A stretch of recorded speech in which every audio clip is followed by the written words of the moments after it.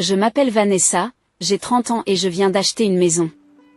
Pas n'importe quelle maison, un superbe appartement de 3 chambres à coucher avec une terrasse extérieure et un magnifique jardin fleuri. L'agent immobilier n'a cessé de parler de l'aménagement paysager et des parterres de fleurs, mais tout ce que je voyais, c'était mon café du matin et mes séances de jardinage du week-end. Debout dans ce salon vide, les clés à la main, je me sentais sur le point d'exploser.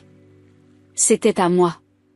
Après des années de propriétaires pourris et de murs minces qui me permettaient d'entendre les disputes de mes voisins, j'avais enfin mon propre espace. Les documents relatifs à l'hypothèque étaient encore chauds dans mon sac à main et je voulais appeler quelqu'un, n'importe qui, pour partager ce moment. Mais je ne l'ai pas fait, j'avais une idée folle en tête. Et si je surprenais tout le monde, mon anniversaire arrivait dans quelques semaines. Et je pouvais faire d'une pierre deux coups. Une fête d'anniversaire surprise, une pendaison de crémaillère. Mes parents se retourneraient en entrant et en réalisant que leur fille est propriétaire d'un bien immobilier. Ma sœur Claire mourrait probablement de choc. Ma famille pense que c'est moi la ratée. Je suis la fille cadette qui n'a jamais été à la hauteur de Claire. Elle a 32 ans, elle a un beau métier dans le marketing et elle a toujours l'air d'avoir une vie bien rangée. Pendant ce temps, j'ai oscillé entre appartements locatifs et emplois de premier échelon au cours de la dernière décennie. C'est du moins ce qu'ils pensent. Ce qu'ils ne savent pas, c'est que je travaille comme un fou dans une start-up technologique depuis 3 ans. Nous avons été rachetés il y a 6 mois, soudain. Mes options d'achat d'actions ont valu de l'argent. Assez d'argent pour acheter cette maison et avoir encore des économies. Mais je ne leur ai jamais parlé du changement d'emploi ou de la manne. Pourquoi le ferais-je? De toute façon, ils ne m'ont jamais posé de questions sur ma vie. Mes parents, David et Linda, se sont toujours concentrés sur Claire. Elle était l'étudiante vedette, celle qui entrait dans la bonne université, celle qui décrochait un emploi dans une entreprise dès la fin de ses études. J'étais l'élément secondaire, celle qui avait besoin de se trouver elle-même. Même aujourd'hui, à 30 ans, on me parle encore comme si j'étais une adolescente perdue qui finirait par comprendre. Le plan était parfait. J'enverrai un SMS à tout le monde pour leur annoncer ma fête d'anniversaire, je les exciterai et puis, surprise. Révéler qu'on fêterait ça dans ma nouvelle maison. J'imaginais déjà la tête de ma mère lorsqu'elle a réalisé que sa fille ratée avait acheté une maison avant Claire. J'ai passé les 2 semaines suivantes à préparer la maison. J'ai acheté des meubles, accroché des tableaux et même planté de nouvelles fleurs dans le jardin. Tout devait être parfait pour le grand jour. J'ai dressé une liste d'invités, mes parents, Claire et mes amis les plus proches, Sarah, Mike et Jenny. Sarah et moi sommes proches depuis l'université. Mike est un type que j'ai rencontré au travail et qui est devenu comme un frère pour moi, et Jenny est ma voisine devenue amie depuis des années. Le message a été envoyé un mardi soir, et, tout le monde. J'organise une fête d'anniversaire samedi prochain à 19h. J'ai hâte de vous y voir tous. Ce sera spécial cette année. J'ai joint ma nouvelle adresse sans explication. Pensant qu'ils allaient supposer que je louais un nouvel appartement ou quelque chose du genre. Puis j'ai attendu. D'habitude, mes amis répondent dans les heures qui suivent, mais ma famille, elle, n'est pas vraiment prompte à répondre. Sarah m'a répondu dans les minutes qui ont suivi, OMGYS. Nouvelle adresse, tu as déménagé? J'ai hâte. Mike a envoyé un emoji de pouce levé et a dit qu'il ne manquerait pas ça. Jenny m'a appelé immédiatement, demandant des détails sur la partie spéciale. Mes silences radio de la part de mes parents et de Claire. Toute la semaine, rien. Vendredi soir, mon téléphone a enfin sonné. Un message de ma mère, Vanessa, nous ne pourrons pas venir à ton anniversaire. Claire a obtenu une promotion au travail et nous lui organisons une fête le même soir. Désolée chérie, peut-être l'année prochaine. J'ai regardé ce message pendant 5 bonnes minutes. Peut-être l'année prochaine? Pour mon anniversaire? J'ai tapé et effacé une dizaine de réponses différentes. Finalement, j'ai répondu, maman, la fête de Claire pourrait avoir lieu n'importe quel autre jour. C'est de mon anniversaire qu'il s'agit. Sa réponse est arrivée 20 minutes plus tard. Sa promotion est importante, Vanessa. Cette fête est importante pour sa carrière, tu comprends. Importante pour sa carrière. Pas, nous sommes désolés de rater votre anniversaire ou reportons la date. La fête de Claire était plus importante que la mienne, encore une fois. J'ai regardé mon nouveau salon, les décorations que j'avais déjà commencé à mettre en place, le menu que j'avais prévu, le gâteau que j'avais commandé. Tout cela m'a semblé stupide. J'avais 30 ans et j'espérais encore que ma famille se montrerait pour moi. Le pire, c'est que Claire n'a même pas envoyé de texto. Claire ne m'a même pas envoyé de texto. Pas un joyeux anniversaire, ni un « désolé de ne pas être là, virgule ». Ni même un « super de faire une fête », point silence radio total de la part de ma grande sœur. Je me suis assise sur mon nouveau canapé, le premier que j'ai acheté moi-même, et j'ai pensé à tous les anniversaires qu'elles avaient manqués ou oubliés. L'année dernière, ils s'en sont souvenus avec une semaine de retard. L'année précédente, c'était 3 semaines. L'année précédente, ils avaient envoyé une carte un mois après l'événement, avec une note expliquant à quel point ils avaient été occupés. Lorsqu'ils s'en souvenaient à temps, c'était toujours par un simple texto ou un appel téléphonique. Pas de cadeau, pas d'effort, juste un joyeux anniversaire, chérie, et c'est tout.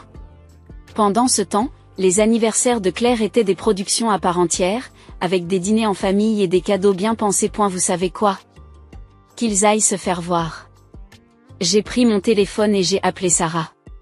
Et, changement de programme pour samedi, virgule. Ai-je dit quand elle a répondu. Il n'y aura que nous, les amis. Et j'ai quelque chose d'énorme à vous dire. Tout va bien, a-t-elle demandé, entendant quelque chose dans ma voix. Plus que bien, attendez de voir où nous allons faire la fête. Si ma famille ne pouvait pas trouver de temps pour mon anniversaire, elle ne méritait certainement pas de savoir ce qui se passait chez moi. Ça allait être la meilleure fête d'anniversaire de tous les temps, avec les gens qui se souciaient vraiment de moi. Le samedi arriva et j'organisai la meilleure fête d'anniversaire que j'avais jamais eue. Sarah, Mike et Jenny sont arrivés et ont complètement paniqué en voyant la maison. Leur réaction n'avait pas de prix. Nous avons passé la soirée sur la terrasse, à manger des plats à emporter et à boire du vin. Ils n'arrêtaient pas de me poser des questions sur la maison, comment je l'avais achetée. Quand je l'avais achetée. Je leur ai parlé de l'acquisition de la start-up et des stock options. C'était tellement bon de partager tout cela avec des gens qui s'y intéressaient vraiment. La fête était parfaite. Tout ce que j'avais voulu, mais sans le drame familial. Après le départ de tout le monde, je me suis assise seule, entourée de bouteilles de vin vides et de cadeaux d'anniversaire. Mon téléphone avait été silencieux toute la journée. Pas d'appel de mes parents, pas de texto de Claire, rien, pas même un message de joyeux anniversaire. Les mois ont passé, mes amis savaient pour la maison. Mais je n'en ai jamais parlé à ma famille.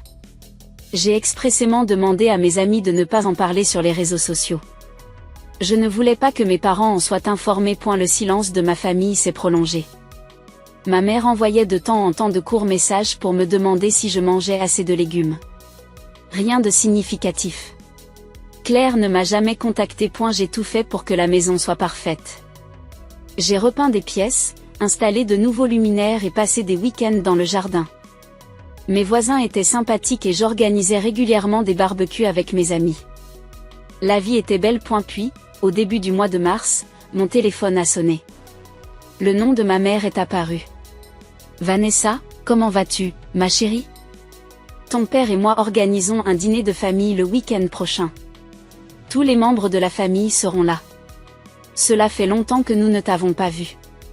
Quelque chose dans son ton m'a rendue méfiante. Ma mère n'organisait jamais de dîner de famille décontracté. Il y avait toujours un ordre du jour. Quand est-ce que c'est? Demandai-je. Samedi prochain à 18h, tu peux venir? Je serai là, ai-je finalement dit. Le samedi est arrivé et j'ai préparé une tarte aux pommes. J'ai frappé à la porte de mes parents et j'ai entendu des voix et des rires à l'intérieur. La table de la salle à manger était dressée, pour environ 12 personnes. Et ma mère a ouvert la porte. Vanessa, tu as réussi. Le salon était rempli de parents que je n'avais pas vus depuis des années. Et Carole, oncle Jim, mes cousins Marc et Lisa. Tout le monde s'est précipité, posant les questions habituelles. Tu sors avec quelqu'un? Quand vas-tu te marier? Que fais-tu au travail? Je souris et réponds vaguement. C'est exactement pour cette raison que j'évitais les réunions de famille. Tout le monde voulait toujours savoir pourquoi je n'étais pas mariée, pourquoi je ne réussissais pas mieux, pourquoi je ne ressemblais pas plus à Claire. En parlant de Claire, je l'ai aperçue à l'autre bout de la pièce, pratiquement rayonnante de bonheur. Il y avait un homme à côté d'elle, grand, en costume de luxe, le bras autour de sa taille. Elle n'arrêtait pas de montrer sa main gauche aux autres femmes. « Laissez-moi prendre cette tarte », a dit ma mère, qu'il a emporté à la cuisine avant que je puisse protester. Mon père m'a dirigé vers la salle à manger. J'ai vu la place qui m'avait été attribuée, la toute dernière, serrée dans un coin, aussi loin que possible de mes parents et de Claire. J'étais littéralement un pis-aller, même en ce qui concerne la disposition des tables. Mais honnêtement, j'étais presque soulagée. Je pouvais m'asseoir tranquillement et éviter la plupart des interrogatoires de la famille sur place. Le dîner est servi, annonça ma mère. Je m'installai dans mon coin. Tout le monde bavardait et riait en se passant les plats. La nourriture était bonne, ma mère avait préparé son plat habituel de poulet rôti, de purée de pommes de terre et de légumes. J'ai mangé tranquillement, écoutant les conversations sur le travail, les enfants et les projets de vacances. Puis ma mère s'est levée et a tapoté son verre de vin avec un couteau. Tout le monde, nous avons une merveilleuse nouvelle à partager ce soir. La table est devenue silencieuse, tous les regards se sont tournés vers elle. Elle était rayonnante, pratiquement vibrante d'excitation. Notre Claire s'est acheté une belle petite maison. Nous sommes très fiers d'elle. Tout le monde a applaudi. J'ai applaudi moi aussi, vraiment surprise. Claire avait acheté une maison? Quand? Comment ai-je pu ne pas en entendre parler? Mais ce n'est pas tout, poursuit ma mère, la voix de plus en plus forte. Claire va aussi annoncer ses fiançailles très bientôt. Les applaudissements redoublent, encore plus fort cette fois. Claire rougit et lève la main gauche, montrant une bague en diamant qui accroche la lumière. Son petit ami, non, son fiancé, souriait et acceptait les félicitations. Mon père s'est levé, levant son verre de vin. Nous avons tant à célébrer ce soir. Nous avons tant de raisons d'être heureux. Et tout cela grâce à notre fille aînée. Notre fille aînée. La façon dont il l'a dit, avec tant de fierté et d'emphase, m'a serré l'estomac. J'avais déjà entendu ce ton, celui qui laissait entendre que Claire était la vraie fille, celle qui comptait. Un silence gênant s'est installé autour de la table. Même les membres de la famille semblaient ressentir la tension. Tous les regards étaient tournés vers moi. Attendant de voir comment je réagirais au fait d'être si manifestement exclu des louanges. Et ma mère se tourna vers moi avec ce sourire moqueur que je ne connaissais que trop bien. Claire s'est acheté la maison idéale, Vanessa. Quand penses-tu pouvoir réaliser quelque chose comme ça, ou bien comptes-tu continuer à errer dans des appartements loués pour toujours? La table est devenue encore plus silencieuse. Tout le monde me regardait maintenant, attendant ma réaction. Je sentais leurs yeux se planter dans les miens, s'attendant à ce que je sois gênée, que je rougisse, que je pleure, que je m'enfuis comme je le faisais quand j'étais plus jeune. J'étais habituée à être comparée à Claire. Cela m'était arrivé toute ma vie. Mais mes parents essayaient d'être subtils à ce sujet, du moins devant d'autres personnes. Là, c'était différent. C'était délibérément cruel, destiné à m'humilier devant toute la famille élargie. Mais je n'ai pas été gênée, je n'ai pas rougi. Je n'ai certainement pas pleuré. Au contraire, j'ai délibérément posé ma fourchette sur la table. J'ai bu une lente gorgée d'eau. Je me suis raclé la gorge et j'ai regardé ma mère droit dans les yeux. En fait, maman, j'y suis déjà parvenue. Je me suis acheté une maison. Le silence qui a suivi mes paroles était assourdissant. Toutes les personnes présentes à cette table me fixaient comme si je venais d'annoncer que j'étais un extraterrestre. Le sourire moqueur de ma mère s'est figé sur son visage. Le verre de vin de mon père s'est arrêté à mi-chemin de sa bouche. Même le fiancé de Claire avait l'air confus. Qu'est-ce que ma mère a finalement réussi à dire? J'ai dit que je m'étais acheté une maison, ai-je répété calmement, je l'ai depuis des mois. Tout le monde a sursauté, littéralement sursauté. Comme un chœur de parents choqués aspirant tous de l'air en même temps. Le visage de ma mère est passé par 5 émotions différentes en 2 secondes. Le choc, la confusion, la colère. Puis ce drôle de regard suspicieux. Tu as acheté une maison, dit-elle lentement, comme si elle testait les mots, vraiment? Alors pourquoi tu ne nous en as pas parlé? Je lui ai souri, le même sourire doux qu'elle m'avait donné quelques instants auparavant. Eh bien, maman, tu aurais pu le voir si tu étais venue à ma fête d'anniversaire. Après tout, j'ai fêté mon dernier anniversaire dans ma nouvelle maison. D'autres halètements, et Carole laisse tomber sa fourchette. La bouche de l'oncle Jim s'est ouverte. Ta fête d'anniversaire, dit Carole en se tournant vers ma mère. Linda, pourquoi n'es-tu pas allée à l'anniversaire de Vanessa? Le visage de ma mère est devenu rouge. Elle ouvrait et fermait la bouche comme un poisson, essayant de trouver une explication qui ne lui donnerait pas une mauvaise image. Nous avons eu un conflit d'horaire, dit-elle faiblement. Un emploi du temps conflictuel, dis-je, la voix toujours parfaitement calme. C'est comme ça qu'on l'appelle ? Parce que je me souviens des mots exacts que tu as utilisés, maman. Tu as dit que la fête de promotion de Claire était plus importante que mon anniversaire. Tous les membres de la famille se sont retournés pour regarder ma mère avec des expressions interrogatives. Je pouvais voir les roues tourner dans leur tête, essayant de comprendre quel genre de parents laisseraient tomber l'anniversaire de leur fille pour une fête de travail. Ce n'est pas le cas, tu exagères, a dit ma mère avec désespoir. C'est vrai ? Parce que non seulement tu as raté mon anniversaire, mais tu en as aussi raté plusieurs autres. En fait, tu n'es venu à aucune de mes fêtes depuis 6 ans. Point d'habitude, tu oublies complètement mon anniversaire et tu me félicites une semaine ou un mois plus tard. Le silence devenait gênant. Tous les membres de la famille regardaient mes parents et moi comme s'ils assistaient à un match de tennis. L'oncle Jim se racle la gorge. 6 ans ? Cela fait 6 ans que tu n'as pas assisté à l'anniversaire de Vanessa ? Tante Carole regardait ma mère avec une expression que je n'avais jamais vue auparavant. Comme si elle voyait sa sœur sous un jour complètement différent. Linda, dit-elle lentement, tu as dit à tout le monde que tu avais une famille parfaite. Que tu aimais tes 2 filles de la même façon. Vous avez dit que Vanessa ne venait pas aux événements familiaux parce qu'elle n'avait rien accompli dans la vie. Oh, c'était intéressant. Ma mère avait donc dit des conneries sur moi à la famille. Elle m'avait dépeinte comme la fille ratée qui n'osait pas se montrer aux réunions de famille. Je n'ai jamais dit ça, proteste ma mère, mais sa voix tremble. Tu l'as dit Carole avec fermeté. Tu as dit que Vanessa était une ratée qui n'arrivait pas à reprendre sa vie en main. Mais si c'est une ratée, comment a-t-elle pu acheter une maison ? Et pourquoi n'êtes-vous pas allé à ses fêtes d'anniversaire ? L'oncle Jim acquiesce, Linda, ça ne ressemble pas à de l'égalité de traitement. Cela ressemble à du favoritisme. Favoritisme, s'exclame mon père, c'est ridicule. Nous traitons nos 2 filles de la même façon. J'ai failli éclater de rire, vraiment, papa ? C'est quand la dernière fois que tu as oublié l'anniversaire de Claire ? C'est quand la dernière fois que tu t'es passé d'une de ces célébrations pour la fête de quelqu'un d'autre ? Il a ouvert la bouche pour répondre, puis l'a refermée. Parce que nous connaissions tous la réponse. Jamais. Il n'avait jamais oublié l'anniversaire de Claire ou manqué un de ces événements. Et ma mère a dit, ça devient incontrôlable, et sa voix s'est faite de plus en plus forte. Vanessa, tu nous fais mal paraître devant tout le monde. Je ne te fais pas passer pour la méchante, maman. Je dis juste la vérité sur la façon dont tu m'as traité pendant des années. Claire, qui était restée assise dans un silence stupéfait pendant tout ce temps, a finalement pris la parole. Vanessa, tu es en train de tout gâcher. C'était censé être une fête. Une célébration de quoi ?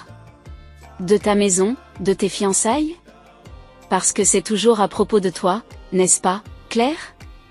Tout tourne toujours autour de toi. Ce n'est pas juste, dit-elle, mais sa voix est faible. N'est-ce pas ? Dis-moi, Claire, quand m'as-tu appelé pour la dernière fois ? C'est quand la dernière fois que tu m'as envoyé un texto qui ne parlait pas de toi ? Elle m'a regardé fixement, essayant manifestement de trouver une réponse. Le silence s'étire. Je pourrais mettre tous tes messages d'anniversaire tardif dans notre groupe de discussion familiale, dis-je en guise de conversation. Celui qui comprend la plupart des personnes assises à cette table.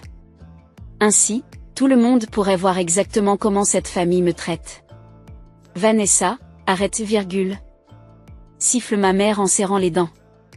Arrêtez quoi ? Arrêtez de dire la vérité ? Arrêtez de me défendre ? Ou d'arrêter de t'embarrasser devant tout le monde ? Le cousin Marc, qui était resté silencieux pendant tout ce temps, a soudain pris la parole. Attends, tu as vraiment acheté une maison ? Genre, tu en as vraiment acheté une ? 3 chambres à coucher, une terrasse extérieure, un beau jardin, dis-je. J'y habite depuis des mois. C'est incroyable, a-t-il dit, félicitations. Merci, Marc, ça fait plaisir que quelqu'un de la famille me félicite pour une fois. Cela a fait mouche, je pouvais le voir sur les visages de tout le monde, la réalisation qu'ils avaient été nourris d'une histoire complètement différente à mon sujet, et que maintenant il voyait la vérité. Je pense que nous devrions tous nous calmer, a dit mon père, mais sa voix semblait défaite. Non, papa. Je pense que nous devrions tous être honnêtes pour une fois. Je pense que tout le monde ici devrait savoir exactement quel genre de famille vous prétendez avoir et quel genre de famille vous avez en réalité. Ma mère s'est levée brusquement, sa chaise raclant le sol. Vanessa, tu dois partir, tout de suite. J'ai regardé autour de la table tous les visages choqués qui me fixaient. Ces gens avaient cru pendant des années que j'étais un échec familial, la fille qui n'arrivait pas à reprendre sa vie en main. Maintenant, ils voyaient la réalité. Tu sais quoi, maman? Je pense que tu as raison, je devrais partir. Je me suis levée lentement, en lissant ma robe. Mais pas parce que je suis gênée ou que j'ai honte. Je pars parce que j'en ai assez de prétendre que ce dysfonctionnement familial est normal. Le silence m'a suivi jusqu'à la porte d'entrée. Je pouvais entendre des chuchotements pressants lorsque j'ai enfilé mon manteau. Mais je ne me suis pas retournée. Je suis rentrée chez moi ce soir-là en me sentant plus légère que je ne l'avais été depuis des années. Et la confrontation avait été brutale, mais nécessaire. Pour la première fois de ma vie, j'avais tenu tête aux conneries de ma famille au lieu de les subir tranquillement. Mon téléphone a commencé à sonner vers 22h. Le nom de ma mère n'arrêtait pas de clignoter sur l'écran, je l'ai laissé tomber sur la messagerie vocale. Puis mon père a appelé, puis Claire, je les ai tous ignorés. Le lendemain matin, je me suis réveillée avec 17 appels manqués et un tas de SMS. J'ai fait du café et je me suis assise sur ma terrasse pour les lire pendant que les oiseaux gazouillaient dans mon jardin. Ma mère, Vanessa, tu nous as mis dans l'embarras devant tout le monde. Comment as-tu pu faire ça? De mon père, ton comportement hier soir est inacceptable, appelle-nous immédiatement.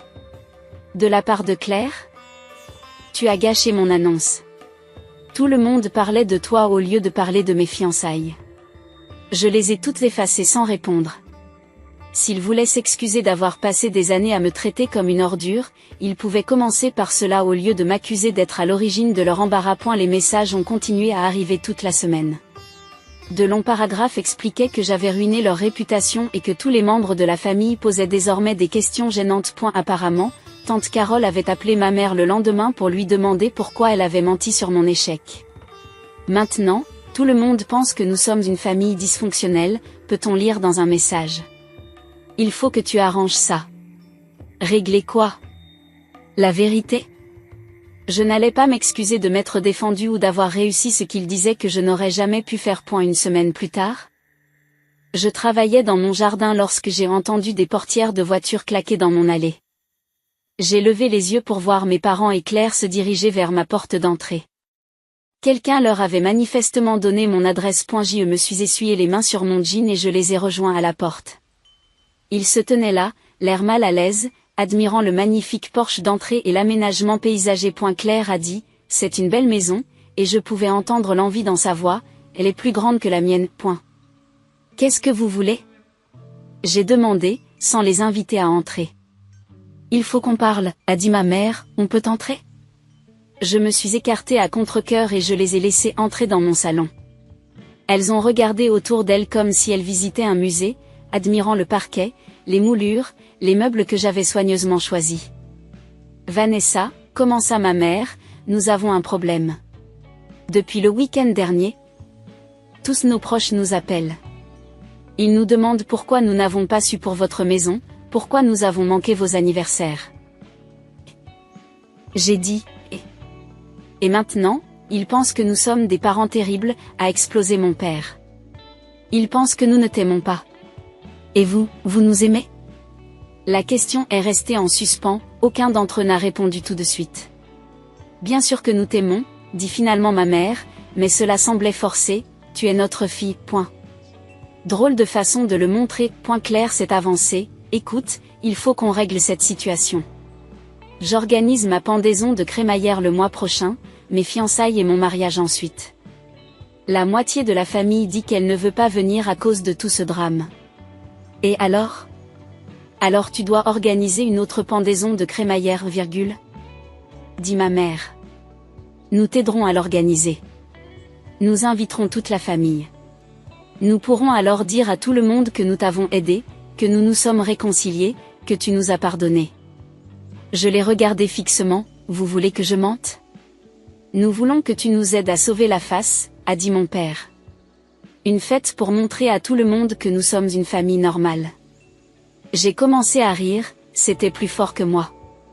Ils me demandaient de participer à leur délire, de les aider à maintenir leur image de famille parfaite. Non, je ne mentirai pas pour vous. Je ne prétendrai pas que nous avons une bonne relation. Je ne vous aiderai pas à convaincre tout le monde que vous êtes des parents merveilleux. Le visage de Claire devient rouge. Très bien. Alors nous ne t'inviterons pas à mon mariage. Bien, ai-je dit, de toute façon, je ne viendrai pas. Ils m'ont tous regardé comme si je les avais giflés. Tu ne le penses pas, virgule? Dit faiblement ma mère. Je le pense vraiment. J'en ai assez de faire semblant. J'en ai assez de trouver des excuses à la façon dont vous me traitez. J'en ai assez d'être la déception de la famille alors que je m'en sors mieux que vous ne l'auriez cru possible. C'est ridicule, dit mon père. Tu es notre fille, tu ne peux pas nous couper les vivres. J'ai marché jusqu'à la porte d'entrée et je l'ai ouverte. Je pense que vous devriez partir maintenant.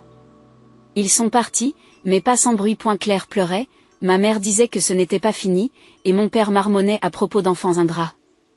J'ai refermé la porte derrière eux et je me suis appuyée contre elle, me sentant épuisée mais libre. 2 semaines plus tard, Sarah m'a appelée pour me raconter des ragots. J'ai appris par ma cousine que la pendaison de crémaillère de Claire avait été un désastre total. Vraiment? Oui.